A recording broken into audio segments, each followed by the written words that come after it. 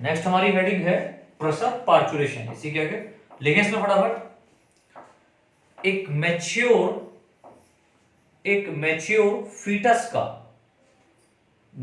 Foetus मतलब baby, जब baby अपने मॉम की उम्र में होता है, यूट्रस में होता है, तो उसकी बात कर रहे हैं। ठीक है, एक मैच्योर बेबी या फीटस का वेजाइनल पोर से होते हुए बाहर निकलने की क्रिया को पार्चुरेशन कहते हैं। ठीक है, तो क्या समझा कि एक मैच्योर फीटस का वेजाइनल पोर से होते हुए बाहर निकलने की क्रिया को क्या कहते हैं? पार्चुरेशन कहते हैं। तो पार्चुरेशन समझ में आया। एक्चुअल में ये डिलीवरी का ही उल्टा नेम है, कह सकते हैं। ठीक है, नीला से लिखें, जैसे ही बेबी का, अब रियल बात समझिए कि एक्चुअल में ये प्रोसेस होता कैसे है। तो लिखें, जैसे ही बेबी का हेड सर्विक्स रीजन पर, आपको पता है कि वेजाइनल या यूट्रस में 3 पार्ट होते हैं। एक तो पार्ट होता है फंडस, दूसरा पार्ट होता है बॉडी, तीसरा पार्ट होता है सर्विक्स। तो बेबी का जो हेड होता है, जब सर्विक्स वाले रीजन पर टच करेगा या प्रेशर जनरेट करेगा, तब क्या होगा? ठीक है, सर्विक्स रीजन पर प्रेशर डालता है तो सर्विक्स पार्ट में पाए जाने वाले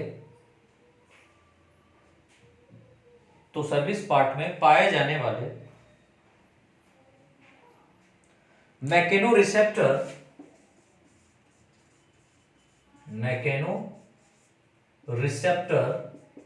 यानी कि यहां पर एक स्पेशल टाइप के रिसेप्टर पाए जाते हैं सर्विक्स रीजन में, जिसको हम लोग मैकेनो रिसेप्टर के नाम से जानते हैं। ठीक है, तो सर्विक्स रीजन में पाए जाने वाले मैकेनो रिसेप्टर फीमेल के ब्रेन तक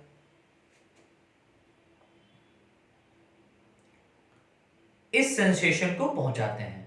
यानी कि सर्विक्स रीजन पर जब प्रेशर पड़ रहा है, तो इस बात को ब्रेन तक पहुंचाया जाएगा। अगर ब्रेन को नहीं पहुंचाया जाएगा तो पता ही नहीं चलेगा कि डिलीवरी होगी कि नहीं होगी। समझ रहे हो? तो ब्रेन तक जब ये बात पहुंचती हो, ब्रेन तक कौन पहुंचाता है? मैकेनो रिसेप्टर पहुंचाता है, राइट। तो मैकेनो रिसेप्टर जो होते हैं वो सर्विक्स रीजन में पाए जाते हैं। जब सर्विक्स रीजन पर बेबी का हेड का प्रेशर पड़ता है, तो ये मैकेनो रिसेप्टर क्या होता है? इंपल्स को लेता है। ये नर्वस सिस्टम की बात हो गई। इंपल्स को लेता है और इस आदेश को लेकर के जाता है ब्रेन तक, और ब्रेन में जाकर के दरवाजा खटखटाएगा। हेलो, खटखट, सुनो। वो कहता है क्या? कहां गया? Hypothalamus, that means pituitary gland के पास।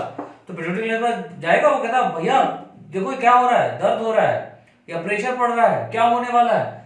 तो वहां जब प्रेशर जनरेट होगा, कहां? यहां पर मैकेनो रिसेप्टर पर, सर्विक्स पर, तो ये रिसेप्टर क्या पहुंचाते हैं? इंपल्स को पहुंचाते हैं ब्रेन में। अब ब्रेन में क्या चेंजेस होगा? लिखो, सेंसेशन पहुंचाते हैं जहां पर पिट्यूटरी ग्लैंड के द्वारा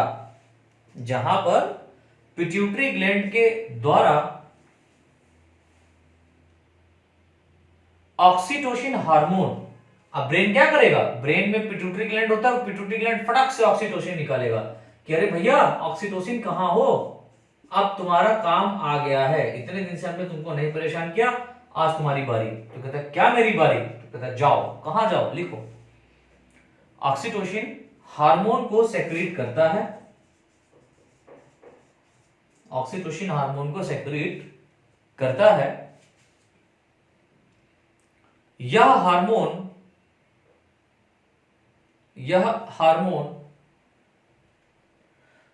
यूट्रस की वॉल पर, ये क्या कर रहा है?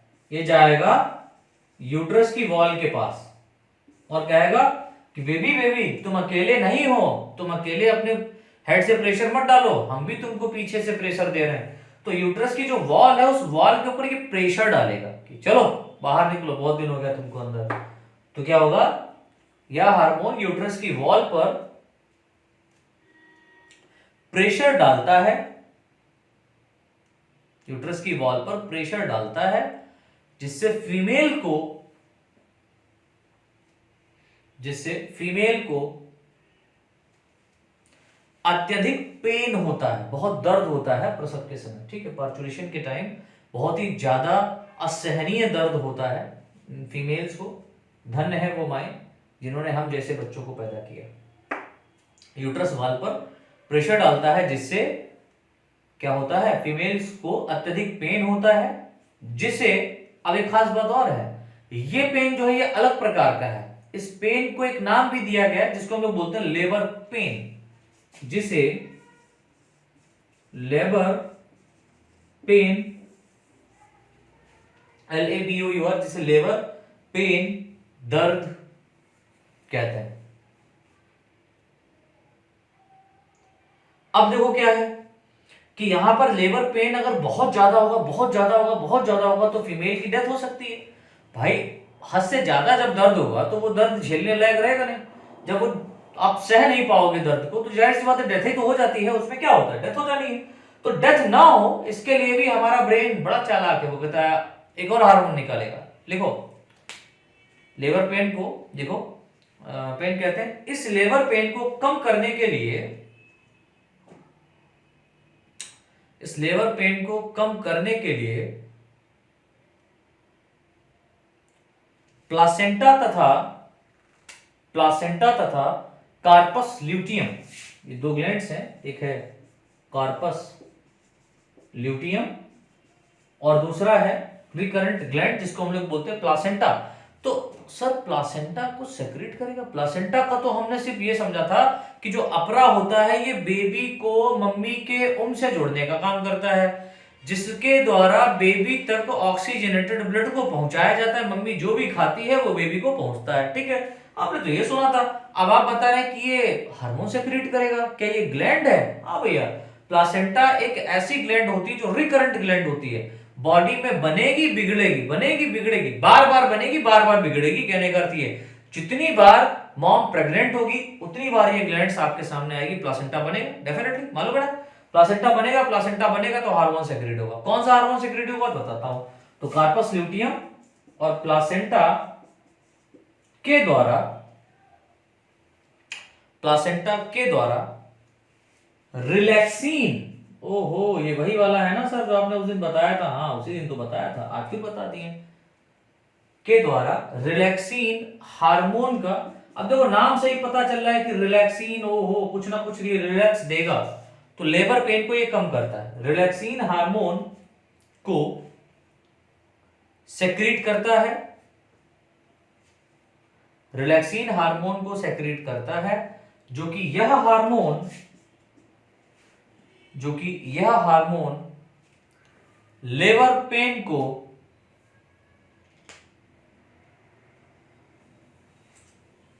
जो कि यह हार्मोन लेबर पेन को कम करता है, ठीक है। तो इस तरीके से क्या है बेटा कि यहां पर ये रिलैक्सिन हार्मोन क्या करेगा, लेबर पेन को कम कर देगा और इजीली तरीके से क्या हो जाएगा, डिलीवरी हो जाती है। बेबी जो होता है अपनी मॉम की बॉडी से बाहर या अपनी मॉम की उम से बाहर जो होता है इजीली तरीके से निकल आता है, ठीक है। अब इसके बाद में क्या होता है कि जब बेबी डिलीवरी हो जाती है बेबी की, तो जो प्लासेंटा होता है ये भी साथ में क्या हो जाता है, बाहर की ओर निकल जाता है, ठीक है। इसको निकाल दिया जाता है, फिर प्लासेंटा को कट करके बेबी की जो नाभि होती है वहां पर उसको टाइटली हेल्ड कर दिया जाता है, जिससे कि बेबी का जो ब्लड है वो प्लासेंटल पोर के थ्रू बाहर ना जाए। और धीरे धीरे प्लासेंटा जो होता है वो सूख जाता है और ये एम्बेलिकस के रूप में, वहां पर एक छिद्र के रूप में एक पोर जो पाया जा रहा था वो एम्बेलिकस में चेंज हो जाता है, राइट। और बेबी का धीरे धीरे डेवलपमेंट आगे होने लगता है। अब बात यहाँ पर आ रही है कि सर जैसे डिलीवरी हो गया बेबी का, खाएगा पिएगा क्या? तो खाने पीने के लिए बाहर 56 भोग के आप लोगों ने पकवान बना के रखा ना, वही खिलाओगे? अरे नहीं यार, क्या होता है कि जब बेबी डेफिनेटली जब पार्चुरेशन हो जाता है, डिलीवरी हो जाती है, तो उसके बाद में बेबी को मिल्क पिलाया जाता है, मॉम का मिल्क पिलाया जाता है, ठीक है। तो मॉम का जो मिल्क है वो अब सेक्रेट होने लगेगा। अभी तक सेक्रेट नहीं हो रहा था, जब तक डिलीवरी टाइम था, एम्ब्रियोनिक डेवलपमेंट था, तब तक सेक्रेशन ऑफ या प्रोडक्शन ऑफ मिल्क नहीं हो रहा था। लेकिन जैसे ही डिलीवरी हो जाती है, आफ्टर डिलीवरी क्या होता है कि जो मिल्क में आपको पता है मिल्क ग्लैंड्स पाई जाती है, उनके अंदर प्रोडक्टिविटी बढ़ जाती है मिल्क की। और ये प्रोडक्टिविटी कैसे बढ़ती वो हम लोग देख लेते हैं। तो हेडिंग डाल दीजिए लैक्टेशन, लैक्टेशन हेडिंग डाल दीजिए, इसमें लिखे हैं लैक्टेशन पीरियड के अंत तक, यानी जो लैक्टेशन पीरियड है उसके अंत तक मेमोरी ग्लैंड्स, लैक्टेशन पीरियड के अंत तक मेमोरी ग्लैंड्स के अंदर मिल्क का फॉर्मेशन होने लगता है, मिल्क का फॉर्मेशन होने लगता है,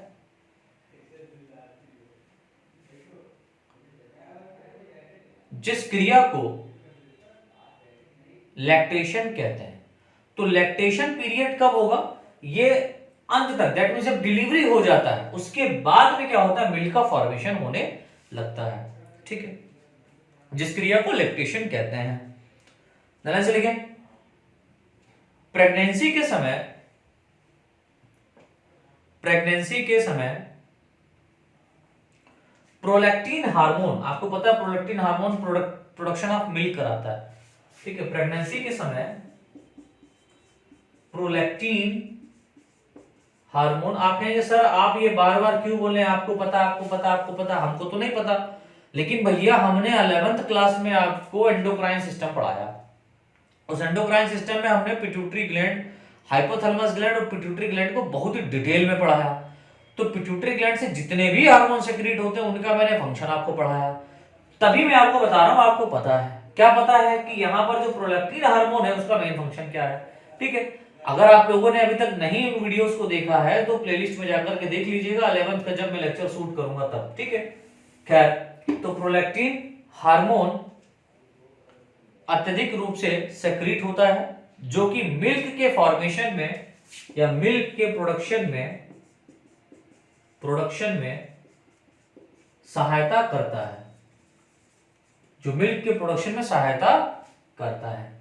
ठीक है, नैलन से लिखे हैं, डिलीवरी होने के बाद, नैलन से लिख लें, डिलीवरी होने के बाद या प्रसव होने के बाद, पास्चुरेशन होने के बाद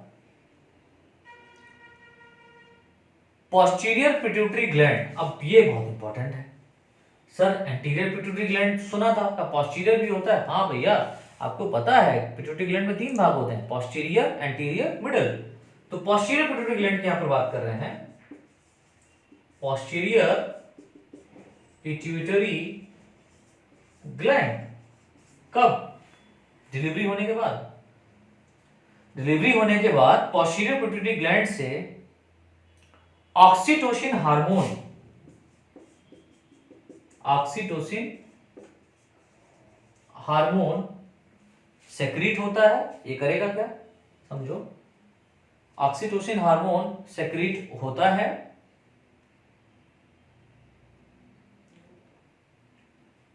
जो कि मिल्क के सेक्रीशन में, बहुत इंपॉर्टेंट है, जो कि मिल्क के सेक्रीशन में सहायता करता है, जो कि मिल्क के किसमें सहायता करता है? सेक्रीशन में। अभी आप कहेंगे सर क्यों सेक्रीशन, कहने का मतलब क्या होता है? बाहर निकालने में। हाँ यार, मिल्क को बाहर निकालने में सहायता करता है और मिल्क को बनाने में, तो दोनों में फर्क है, याद रखिएगा।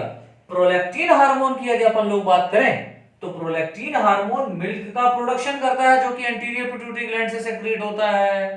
ठीक है, एंटीरियर पिट्यूटरी ग्लैंड से सेक्रेट होता है प्रोलैक्टिन हार्मोन। लेकिन अगर पोस्टीरियर पिट्यूटरी ग्लैंड की बात करें तो उससे सेक्रेट होता है ऑक्सीटोसिन। ऑक्सीटोसिन क्या करता है? मिल्क का सेक्रेशन कराता है और ये मिल्क का प्रोडक्शन, दैट मींस मिल्क के प्रोडक्शन में सहायता करता है। मिल्क कितना बनना चाहिए फीमेल्स में, राइट?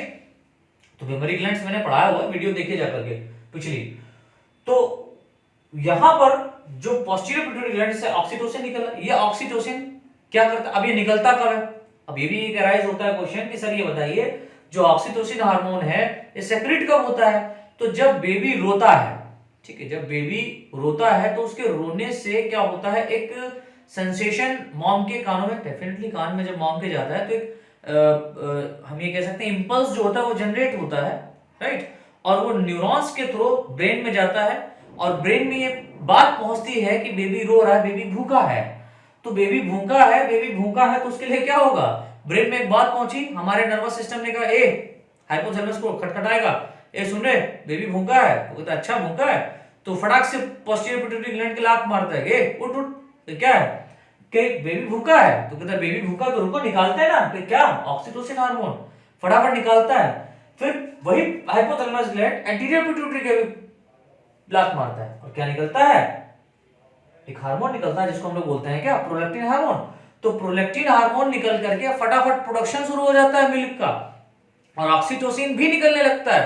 और इससे क्या होता है, अगर थोड़ी देर तक आप ये कहेंगे सर कैसे हो रहा है सेक्रीशन, कुछ समय तक यदि बेबी को मॉम तक नहीं ले जाया जाता है, ठीक है, या बेबी मॉम को सॉरी जो मॉम है वो बेबी को जब तक मिल्क जो है ना नहीं पिलाती है तो थोड़ी देर में आप देखेंगे कि जो ऑक्सीटोसिन हार्मोन है ये इतना ज्यादा सेक्रेट होने लगता है कि बिना बेबी के मिल्क पीने से भी क्या होता है, मिल्क का सेक्रेशन होने लगता है धीरे धीरे। तो ऑक्सीटोसिन क्या कर रहा है, ऑक्सीटोसिन प्रेशर जनरेट कराता है, ठीक है। जो आप लोगों ने, मैंने मेमोरी ग्लैंड्स पढ़ाया है, तो मेमोरी ग्लैंड्स में मैंने आपको बताया है कि जो उसमें मिल्क ग्लैंड्स पाई जाती हैं, ठीक है, जो यहाँ पर मेमोरी डक्ट्स या हम ये कह सकते हैं मिल्क ग्लैंड्स या एल्वियोलाई पाई जाती हैं, इन एल्वियोलाई के ऊपर प्रेशर जनरेट होने लगता है, जिससे इन एल्वियोलाइज में जो मिल्क प्रोडक्ट हुआ है उस मिल्क का सेक्रेशन किससे होने लगता है, निप्पल के थ्रू होने लगता है। तो इस तरीके से बेटा ये हमारा टॉपिक लैक्टेशन का भी कंप्लीट हुआ। अब यहां पर कुछ पॉइंट्स हैं, कुछ इंपॉर्टेंट पॉइंट्स हैं, जैसे लिख लो स्टार बना करके, पॉइंट बहुत इंपॉर्टेंट है। डिलीवरी होने के बाद, ये कुछ इंपॉर्टेंट है, डिलीवरी होने के बाद फर्स्ट मिल्क सेक्रीशन को, फर्स्ट मिल्क सेक्रीशन को कोलोस्ट्रम कहते हैं। फर्स्ट मिल्क सेक्रीशन को कोलोस्ट्रम कहते हैं। फर्स्ट मिल्क सेक्रेशन को क्या कहा जाता है, कोलोस्ट्रम कहा जाता है। क्यों कहा जाता है, और आपको पता है बेबी जब बर्थ करता है तो डॉक्टर्स कहते हैं मॉम का दूध पिलाओ, या बड़े बूढ़े कहते हैं मम्मी का दूध पिलाओ। मम्मी का दूध बहुत इंपॉर्टेंट होता है, फर्स्ट मिल्क जो प्रोडक्शन हुआ है वो बहुत इंपॉर्टेंट होता है, जिसको हम लोग कोलोस्ट्रम कहते हैं। तो ये कोलोस्ट्रम इतना इंपॉर्टेंट होता काहे है ना, क्यों कहा जाता है इसको इंपॉर्टेंट, तो लिख लो फर्स्ट मिल्क सेक्रेशन क्या कहलाता है, कोलोस्ट्रम कहलाता है, जिसमें एक विशेष प्रकार की, एक स्पेशल टाइप की एंटीबॉडी, बहुत इंपॉर्टेंट है एंटीबॉडी। सर इस एंटीबॉडी का नाम क्या है, आईजीजी। इस विशेष प्रकार की एंटीबॉडी का नाम है आईजीजी, जिसको हम लोग इम्यूनोग्लोबिन जी के नाम से भी जानते हैं। IgG that means immunoglobin capital G, immunoglobin G के नाम से भी इसको हम लोग क्या करते हैं जानते हैं। आईजीजी पाई जाती है, आईजीजी पाई जाती है जो कि बेबी को, जो कि बेबी को 6 मंथ तक, यानी 6 महीने तक, जो कि बेबी को 6 मंथ तक इम्यूनिटी दैट मीन्स प्रतिरक्षा,